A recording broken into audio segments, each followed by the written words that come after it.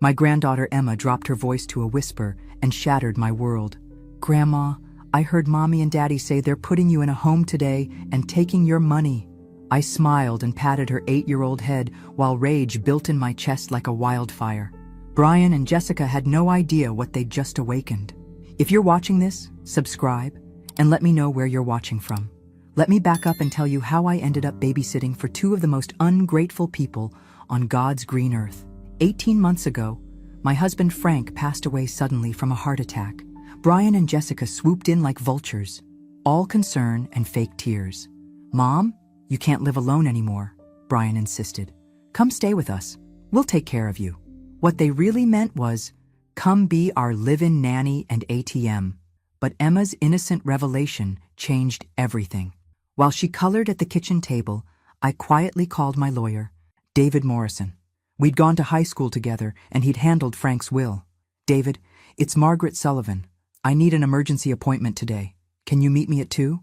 Everything okay, Maggie? Let's just say some chickens are about to come home to roost." Next, I called my bank. "This is Margaret Sullivan. Account number 47789. I need to speak with someone about transferring funds immediately."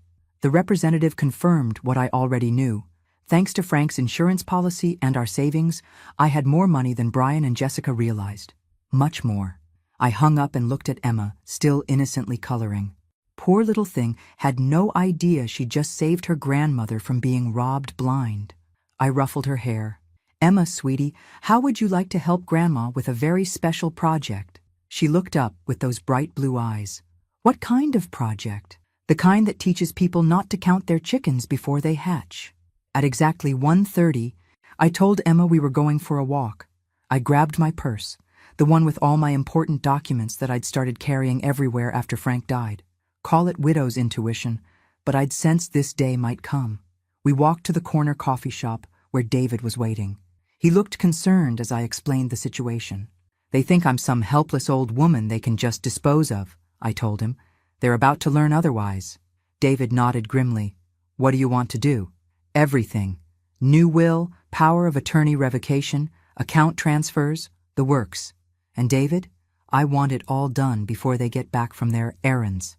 As we headed to his office, Emma skipped beside me, humming. She had no idea she was about to witness the most spectacular takedown in Sullivan family history. Sitting in David's office while Emma played with toys in the waiting room, I reflected on how blind I'd been. The signs were there from the beginning, but grief makes you stupid. After Frank's funeral, when Brian suggested I sell my house and move in with them, I thought it was love. "The market's hot right now, Mom. You could get top dollar, and we'd love having you close." What he didn't say was that my Social Security check would help with their mortgage, and free babysitting would save them $800 a month. I sold my beautiful 3-bedroom home, the one Frank and I had shared for 32 years, and handed over the proceeds to help them pay off debts. $600,000. Gone. "I should have seen it then," I told David as he prepared the paperwork. The way Jessica's eyes lit up when she heard the sale price. The sudden friendliness after years of barely tolerating me. The past 18 months had been a masterclass in manipulation. Every time I mentioned getting my own apartment, Brian would guilt me. "Mom, Emma needs you. You're so good with her. Besides, at your age, wouldn't you rather be with family?" At my age. I was 67, not 97. I could drive, cook, think, and apparently plan revenge better than they could plan their pathetic scheme. Jessica had been more subtle, but equally calculating. "Oh, Margaret, your experience with children is invaluable. Emma's doing so well in school. It's definitely because you help with homework." Translation: "Keep doing unpaid labor while we go out 3 nights a week." The worst part was how they'd isolated me from friends. "You're so busy with Emma, we didn't think you'd want to join book club anymore. The church ladies called, but we told them you weren't feeling up to visitors." Slowly, systematically, they'd cut me off from my support system, but they'd made one crucial mistake. They underestimated me. David slid papers across his desk. "This revokes their power of attorney and makes me your designated agent. This transfers your accounts to a new bank they don't know about. And this," he smiled, "is your new will." I signed with a flourish. "What about the house money I gave them?" "That gets interesting. Since there's no formal loan agreement, we can argue it was a gift contingent on you living there permanently. If they breach that contract, they have to pay it back. Every penny, plus interest. I glanced at my watch. 2:45. They'd be home by 4, expecting to find their compliant old mother ready to be shipped off to Shady Oaks nursing home. Instead, they'd find a woman who'd just reclaimed her power. Emma burst through the office door. "Grandma, are we done with the boring grown-up stuff?" "Almost. Sweetheart, just one more stop." Our final stop was First National Bank, where I'd done business for 40 years. Emma sat in the children's area with a lollipop while I met with Janet, the branch manager. "Mrs. Sullivan, I have to say, this is highly irregular. You want to transfer everything today?" "Everything. Checking, savings, CDs, all of it. To the new account at Commerce Bank across town." Janet's fingers flew across her keyboard. That's quite a substantial amount. Are you sure about this?" I thought about Brian's face this morning, how he'd avoided eye contact when he said they were running errands, how Jessica had hugged me extra tight, like she was saying goodbye, how they'd asked me to stay with Emma instead of coming along, breaking their usual pattern. I've never been more sure of anything in my life. The transfer took an hour. $637,412. Frank's life insurance, our retirement savings, the house proceeds, and every penny I'd saved over 4 decades of careful living. Money they'd assumed would be theirs once they had me declared incompetent and gained control. "Mrs. Sullivan," Janet said carefully, "if you don't mind me asking, why the sudden urgency?" I smiled sweetly. "Let's just say some people are about to learn that you don't count your chickens before they hatch." By 3:30, Emma and I were back home. I sent her to her room to play and got busy in the kitchen, making their favorite dinner, pot roast with mashed potatoes. If this was going to be my last meal in this house, I wanted it to be memorable. As I peeled potatoes, I thought about the conversation they'd probably had this morning. "The appointment at Shady Oaks is at 5, Brian would have said. "We'll tell her after dinner. By tomorrow, she'll be settled in her new home, and we can get the power of attorney paperwork started." They'd probably already planned how to spend my money. Jessica had been eyeing a new SUV for months. Brian had mentioned wanting to renovate the kitchen. They'd even discussed a vacation to Europe, something they could finally afford. At 3:45, I heard their car in the driveway. I smoothed my apron and checked my reflection in the kitchen window. I looked like a harmless old grandmother preparing dinner for her loving family. Perfect. The front door opened, and I heard their voices, unusually cheerful and loud.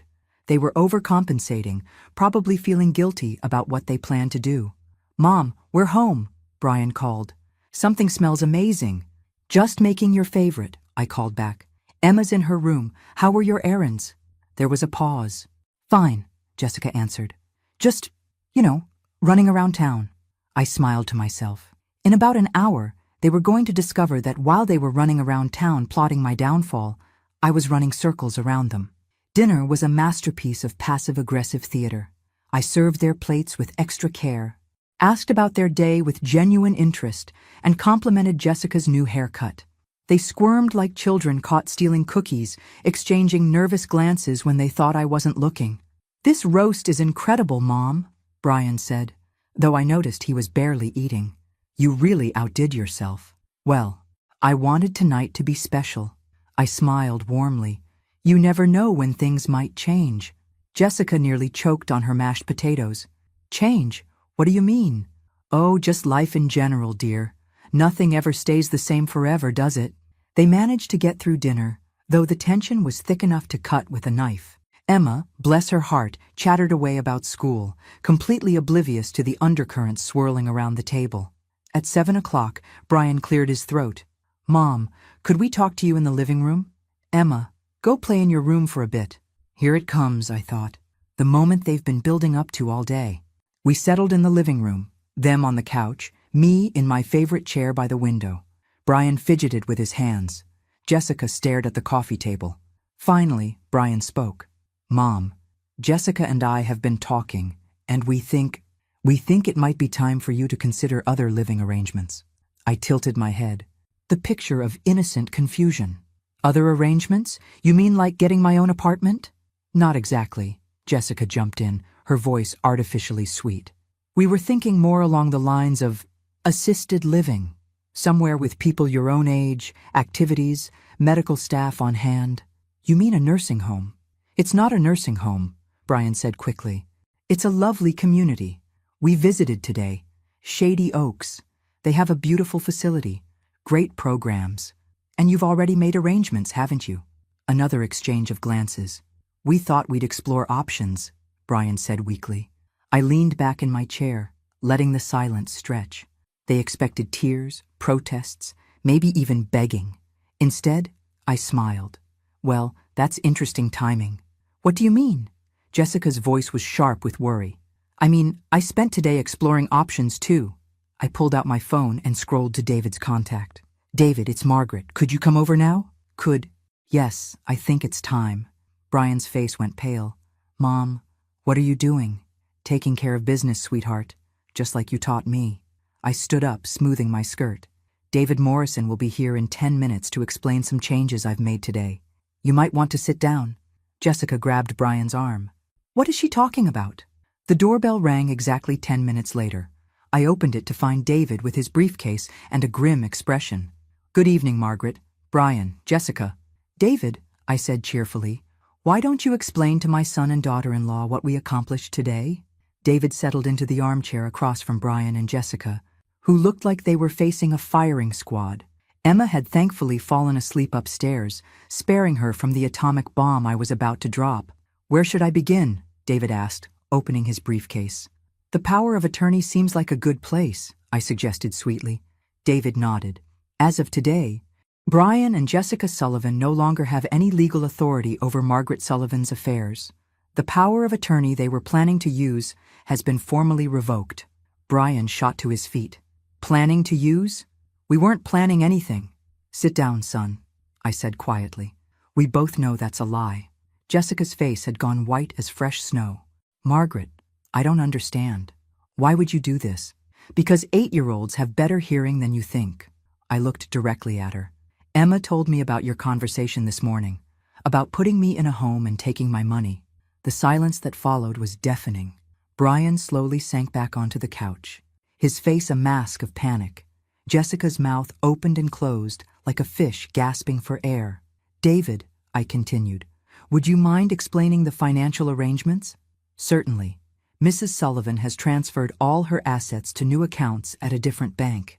This includes approximately $637,000, which represents her life savings, insurance proceeds, and the money she received from selling her home. You can't do this, Jessica finally found her voice. That money! You gave us that money! Actually, David said calmly, I've reviewed the situation, and there was no formal loan agreement. The money was provided under the understanding that Margaret would live here permanently. If that arrangement is terminated, she has the right to request repayment, I finished, with interest. Brian ran his hands through his hair. Mom, please, let's talk about this reasonably. You don't understand what you're doing. Oh, but I do. I stood up, feeling more powerful than I had in months. I understand that you've been planning to have me declared incompetent so you could control my finances. I understand that you've been isolating me from friends and treating me like unpaid help. And I understand that you've been counting money that was never yours to begin with. We were trying to protect you. Brian's voice rose. You're 67 years old. Living on your own isn't safe. I'm not living on my own. I'm living with people who see me as a burden and a bank account. There's a difference. Jessica leaned forward desperately. Margaret, we can work this out. Maybe we approached this wrong, but we do care about you. I laughed. And it wasn't a pleasant sound. You care about my Social Security check. You care about free babysitting. You care about my money. But you don't care about me. David cleared his throat. There's one more matter we need to discuss. My smile turned predatory. Ah, yes, the best part. David pulled out another folder. Margaret has also updated her will. The previous version left her entire estate to Brian, with provisions for Emma's education. The new version makes some significant changes. Brian's face had gone from pale to green. What kind of changes? I decided to deliver this blow myself. The kind where Emma gets everything, held in trust until she's 25. You and Jessica get nothing, not one penny.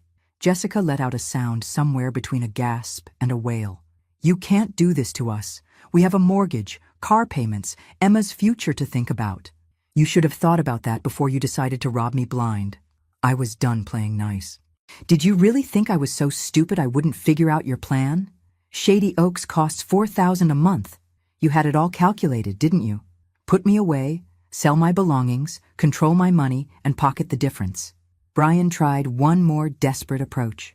Mom, I'm your son, your only child. Dad would want you to take care of me. That was his first mistake, bringing Frank into this. Your father, I said, my voice dropping to a dangerous whisper, worked 2 jobs for 30 years so we could save every penny for our retirement. He went without so we could build something to leave you. And you were planning to steal it while I was still alive. I walked to the mantelpiece where Frank's photo sat and picked it up, looking at his kind face. You know what your father would say if he could see you now? He'd say, I should have done this sooner. I set the photo down and turned back to face them. David, there's one more document, isn't there? David nodded grimly. The eviction notice. Margaret has decided she no longer feels safe living here. As a tenant without a lease, you have 30 days to find her alternative arrangements. Eviction notice? Brian's voice cracked. This is our house. Actually, I said, pulling out my own folder. That's where things get interesting. Remember that $600,000 I gave you? I have all the bank records showing. The transfer came from my account to yours, specifically to pay off your mortgage and credit cards. No loan documents were signed, but there are emails where you promised I'd always have a home here. Jessica's face crumpled as understanding dawned. You want the money back? Every single penny, plus the 18 months of rent you should have been paying me, the money you saved on babysitting, and compensation for emotional distress. I smiled sweetly. I figure that comes to about $700,000, all told. Brian's voice was barely a whisper. We don't have that kind of money. Then I guess you'll have to get creative. Sell the house, liquidate your retirement accounts, get second jobs, do whatever it takes. I shrugged. Or declare bankruptcy. Either way, you won't be doing it on my dime anymore. David stood up, snapping his briefcase shut. I'll leave you folks to process this information. Margaret, your new apartment is ready whenever you want to move in.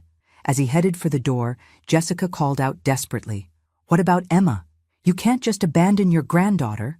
I paused at the bottom of the stairs, my hand on the banister. I'm not abandoning Emma. I'm teaching her a valuable lesson about what happens when you try to cheat the people who love you. She'll understand someday. I climbed the stairs to pack my things, leaving Brian and Jessica to contemplate the smoking ruins of their perfect plan. Tomorrow, I'd start my new life. Tonight, I'd sleep better than I had in months. Behind me, I could hear Jessica starting to cry. 3 weeks later, I was sipping coffee in my beautiful new apartment overlooking Riverside Park, watching joggers and dog walkers enjoy the morning sunshine. The 2-bedroom furnished rental was costing me $1,800 a month, a fraction of what I'd been contributing to Brian and Jessica's household expenses. My phone rang. Brian's name flashed on the screen for the 14th time this week. I let it go to voicemail, same as the other 13 calls. When it stopped ringing, I played his latest message. Mom, please call me back. We need to talk. This has gone too far. Emma's asking where you went and Jessica's having panic attacks. We can work this out if you'll just be reasonable. Reasonable. That was rich coming from someone who'd planned to have me committed. I deleted the message and called David instead. How's our lawsuit coming along? Slowly. They've hired Martin Burke from Burke & Associates. He's actually pretty good. David's tone was careful. He's arguing that the money you gave them was a gift, not a loan, and that you can't retroactively demand repayment. And what did you tell him? That we have 18 months of documented evidence showing they treated you as a tenant, not a family member. Bank records, emails, even grocery receipts where you paid for household expenses. The pattern of financial abuse is clear. I smiled, settling back in my comfortable chair. What else? Burke filed a motion claiming you're not mentally competent to make these financial decisions. They want a psychological evaluation. That wiped the smile off my face. They're still trying to have me declared incompetent? It's a Hail Mary play. They know they're losing, so they're throwing everything at the wall to see what sticks. David paused. Maggie, there's something else. They've been asking questions about Frank's insurance policy.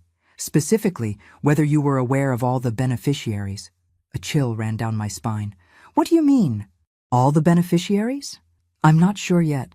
Burke hinted that there might be some irregularities in how the insurance money was distributed. I'm looking into it. After I hung up, I sat staring out at the park, unease settling in my stomach like a cold stone. Frank had always handled our insurance and investments. I'd trusted him completely, signing whatever papers he put in front of me without reading them carefully. What if Brian knew something I didn't? That afternoon, I drove to Emma's school. I waited across the street in my car until I saw her walking toward the playground after dismissal. She looked smaller than I remembered, and sadder. I got out and called her name. Her face lit up like Christmas morning, and she ran to me, nearly knocking me over with her hug. "Grandma, I missed you so much. Why did you leave?" My heart broke a little. I had to, sweetheart. Sometimes grown-ups make mistakes, and other grown-ups have to protect themselves. Are you coming home? I can't. Emma, but maybe you could visit me sometime. My new apartment has a pool. Her eyes widened. Really? Really? Ask your parents if you can come see me this weekend. I hugged her tight. I love you, baby girl. Don't ever forget that. As I drove away, I saw Jessica's car pulling into the school parking lot. She must have seen me with Emma because my phone started ringing immediately. I didn't answer. The psychological evaluation was scheduled for Friday morning at Dr. Patricia Coleman's office. I arrived early, dressed in my best navy suit with pearl earrings, the picture of a competent, well-groomed senior citizen. Dr. Coleman was younger than I'd expected, maybe 45, with kind eyes behind wire-rimmed glasses. "Mrs. Sullivan, I want you to know this evaluation was requested by your son's attorney, but I work independently. I'm here to assess your mental state, not to take anyone's side." I appreciate that. Dr. Coleman. For 2 hours, she put me through cognitive tests, memory exercises, and questions about my recent decisions. I answered everything honestly, explaining my reasoning for each financial move I'd made. "You seem to have very clear recall of events and strong analytical skills," she noted. "Can you tell me about your relationship with your son and daughter-in-law?" I chose my words carefully. "They're struggling financially, and I think they saw me as a solution to their problems, rather than as a person with my own needs and rights. Do you feel your recent actions might be considered extreme by some people?" I looked her directly in the eye. "Dr. Coleman, if someone was planning to steal your life savings and have you committed against your will, what would you consider an appropriate response?" She made a note. Point taken. That evening, David called with an update. The evaluation went well. She's recommending no conservatorship. "But Maggie, we have a problem. I found out what Burke was hinting about." My stomach dropped. "Tell me." Frank had a second life insurance policy, a big one, $2 million, purchased 5 years before he died. You weren't the only beneficiary. The room seemed to tilt. "Who else?" "Someone named Linda Morrison." Ring any bells? The name hit me like a physical blow. Linda Morrison, Frank's secretary from the engineering firm where he'd worked for 15 years. The pretty blonde who'd always been a little too friendly at company picnics. "She got half the money, Maggie.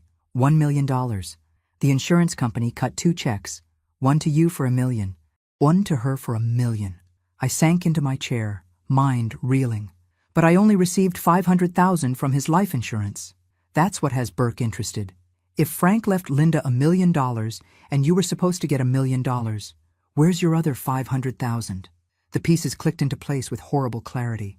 Brian had handled all of Frank's insurance paperwork after the funeral. He'd told me the policy was only worth $500,000 after taxes and fees. I'd been so grief-stricken, I'd believed him. My son stole $500,000 from me. It looks that way. And if he's been sitting on that information while trying to have you declared incompetent, it shows a pattern of financial manipulation that goes back years. I closed my eyes, feeling the weight of multiple betrayals. My husband had cheated on me emotionally and financially. My son had been stealing from me before he ever tried to commit me. The 2 men I'd trusted most in the world had both betrayed me. But instead of despair, I felt something else rising in my chest. Pure, crystalline rage. "David," I said quietly, "I want to destroy him." I spent the weekend planning my next move. If Brian thought he could manipulate me with hidden information about Frank's affairs, He was about to learn that two could play that game. Monday morning, I called Linda Morrison. According to the internet, she was now Linda Morrison Hayes, living in suburban Atlanta with her orthodontist husband and two teenage daughters. The phone rang 4 times before a woman answered. "Hello? Linda, this is Margaret Sullivan, Frank's wife." The silence stretched so long I wondered if she'd hung up. Finally, "Oh my God, Margaret, I wasn't expecting. How did you get this number? I'm very resourceful when I need to be." I kept my voice pleasant, conversational. "I think we need to talk about Frank's insurance policy." "I don't know what you mean." "Linda, honey, I know about the $2 million policy. I know you received half of it. What I'm curious about is what you know about my half." Another long pause. "Your son told me you'd received your portion." "My son told you? When exactly did you speak to my son?" He called me after Frank died, to let me know about the funeral arrangements, and to discuss the insurance situation." I felt my pulse quicken. "What did he tell you about the insurance situation?" "He said you were struggling with grief, and that he was handling your finances temporarily. He said the insurance company had made an error and sent 2 checks when there should have been 1, and that I should cash mine and not worry about it." The audacity took my breath away. Brian had not only stolen my money, he'd convinced Frank's mistress to be complicit in covering it up. "Linda, that check you received was supposed to be split between us. Frank left us each $500,000, not $1 million each. That's not what Brian said. He showed me paperwork. Forged paperwork, I'm guessing." I let that sink in. "Linda, I think we've both been played by my son. The question is, what are we going to do about it?" Tuesday morning, I was waiting outside Brian's office when he arrived for work. His face went white when he saw me sitting on the lobby couch. "Mom? What are you doing here?" "Hello, Brian. Lovely morning, isn't it?" I stood up, smoothing my skirt. "I thought we could have lunch. There's so much to catch up on." He glanced around nervously, aware that his coworkers were watching. "I'm really busy today." "Oh, I insist. In fact, I already made us a reservation at Giovanni's. You remember Giovanni's, don't you? Where you took me to celebrate your promotion last year." His jaw tightened, but he nodded. "Fine, but I can't stay long." Giovanni's was busy with the lunch crowd, providing perfect cover for what I was about to do. We ordered, made small talk about Emma, and I waited until his guard was down. Then I smiled sweetly and said, "I had the most interesting conversation with Linda Morrison yesterday." Brian's fork clattered against his plate. Brian's face went through several color changes before settling on ash gray. Around us, the restaurant hummed with normal lunch conversation while my son contemplated the ruins of his carefully constructed lies. "I don't know what Linda told you," he finally managed, "but she told me you convinced her that the insurance company made an error, that she deserved the full $1 million instead of the $500,000 Frank actually left her." I took a sip of my iced tea, enjoying the moment. "Imagine my surprise when I realized you'd stolen $500,000 from me to cover up your father's affair. I was protecting you." Brian's voice rose, then dropped when other diners looked our way. "You were devastated after Dad died. Finding out about Linda would have destroyed you completely. So you decided to profit from my ignorance instead." "It wasn't like that. I used that money to pay off our house, to secure Emma's future. You would have just put it in savings anyway." I laughed, a sound sharp enough to cut glass. "You stole $500,000 from your grieving mother and convinced yourself it was for my own good. The arrogance is breathtaking." Brian leaned across the table desperately. "Mom, please, let me explain everything. Dad left Linda that money because she was pregnant." The world stopped spinning. "What?" "Linda was pregnant with Dad's baby.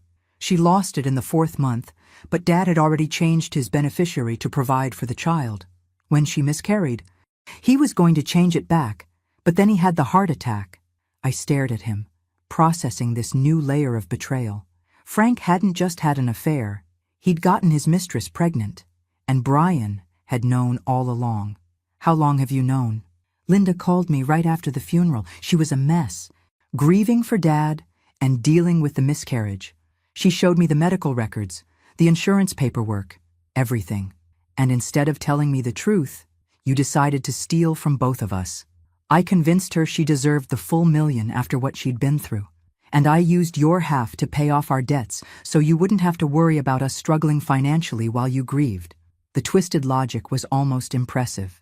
You stole from me to pay your bills and convinced yourself it was charity. Brian's phone buzzed. He glanced at it and went even paler. It's Jessica. She says David Morrison is at the house with papers. I smiled. Oh, that'll be the criminal fraud charges. I filed them this morning. Criminal charges? Insurance fraud, elder abuse, theft by deception. David was quite thorough. I signaled the waiter for the check. You see, Brian, when you forge documents and lie to insurance companies about beneficiaries, that's a felony. When you steal money from your elderly mother, that's elder abuse. And when you do it while planning to have her declared incompetent, well, that shows premeditation. Brian's hands were shaking. Mom, please, think about Emma. If I go to jail, you should have thought about Emma before you decided to become a criminal. I stood up, leaving money for my lunch. But don't worry about her. She'll be well provided for. In fact, she'll be getting quite a bit more inheritance than originally planned. What do you mean? I leaned down and whispered in his ear. Linda's giving me back the money that was rightfully mine. All of it. Turns out she's not as comfortable with theft as you are. Brian's face crumpled. You can't do this to me. I'm your son. You're right. You are my son. And that's what makes this so much worse. I walked out of the restaurant and climbed into my car, hands steady on the wheel. One more stop to make. The next morning, I sat in my apartment watching the news coverage of Brian's arrest. Local insurance agent charged with elder abuse and fraud, the anchor reported. Brian Sullivan allegedly stole over $500,000 from his mother's insurance settlement while planning to have her declared mentally incompetent. My phone had been ringing all morning. Reporters, neighbors, old friends who'd seen the story. I ignored them all except one call. Grandma? Emma's voice was small and scared. Mommy's crying and she won't tell me why Daddy isn't coming home. My heart broke for this innocent child caught in the middle of adult ugliness. I'll be right there, sweetheart. I found Emma at her friend's house, where Jessica had dropped her off before heading to the jail to see Brian. The 8-year-old looked lost and confused, clutching her stuffed rabbit. Are you in trouble too, Grandma? I knelt down to her level, taking her small hands in mine. No, baby, I'm not in trouble. Sometimes grown-ups make very bad choices, and they have to face consequences. Is Daddy a bad person? Your daddy isn't bad, Emma. But he did bad things, and now he has to make them right. Over the next few hours, I explained everything to Emma in age-appropriate terms. How people who love each other should be honest and kind. How taking things that don't belong to you is wrong, even if you think you have good reasons. How sometimes protecting someone means making very hard choices. Are you still mad at Daddy? I considered the question carefully. I'm disappointed in your daddy, and I'm sad that he hurt me, but I will always love him because he gave me you. That evening, Jessica came to collect Emma. She looked haggard, her eyes red from crying. The lawyers say he might get 5 years if he's convicted. That's up to the judge now. Margaret, please. I know we hurt you, but Brian's scared and confused. Can't you find it in your heart to forgive him? I looked at this woman who'd participated in planning to steal my independence and dignity, who'd smiled at my face while plotting behind my back. A year ago, I would have crumbled under the guilt she was trying to heap on me. Jessica, I forgave Brian the moment I filed those charges. Forgiveness doesn't mean enabling or ignoring consequences. It means I'm not going to let his choices poison my future. 3 months later, Brian pled guilty to avoid trial. He got 18 months in minimum security prison and 5 years probation. The judge ordered full restitution, $700,000 plus interest and fees. Jessica had to sell the house and move into a small apartment. She got a job at a dental office to support herself and Emma. It wasn't easy, but she was learning to stand on her own feet. Emma came to visit me every weekend. We'd swim in the apartment pool, bake cookies, and work on her homework. She was resilient, the way children are, and she was learning valuable lessons about honesty, consequences, and the difference between love and manipulation. As for me, I enrolled in community college art classes, joined a book club, and started volunteering at the animal shelter. At 67, I was finally living the life I wanted instead of the life others expected of me. Frank's betrayal still stung sometimes, late at night when I was alone with my thoughts. But I'd learned something important. Being hurt doesn't make you weak, and being kind doesn't make you stupid. The day Brian was released from prison, he called me. "Mom, it's me. I know I don't deserve it, but could we try to start over?" I looked out my window at the park where children were playing and couples were walking hand in hand. At the world full of possibilities I'd almost let slip away. "Yes," I said finally, "but this time, we do it on my terms." Some stories end with reconciliation and forgiveness. Others end with justice and new beginnings. Mine ended with both. Thanks for listening. Don't forget to subscribe and feel free to share your story in the comments. Your voice matters.